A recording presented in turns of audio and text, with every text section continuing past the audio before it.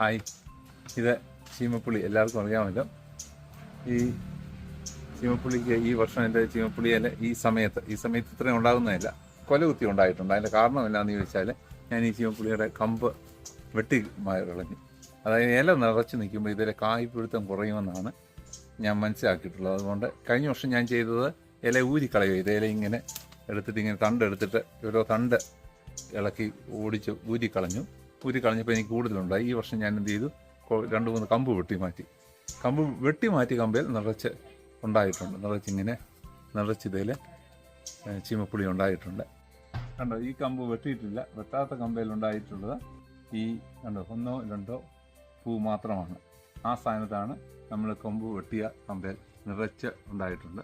അതുകൊണ്ട് ചീമപ്പുളി കായ്ക്കാതെ എവിടെയെങ്കിലും നിങ്ങളുടെ വീട്ടിൽ കായ്ക്കാതെ ചീമപ്പുളി നിൽക്കുന്നുണ്ടെങ്കിൽ, കായ് കുറയുന്നുണ്ടെങ്കിൽ, അതിൻ്റെ കമ്പ് ഒന്നിയിൽ ഇതുപോലെ ഇതിൻ്റെ ഇല തണ്ടിങ്ങനെ പറിച്ച് മാറ്റി കളഞ്ഞാലും ആ തണ്ടിലുണ്ടാകും.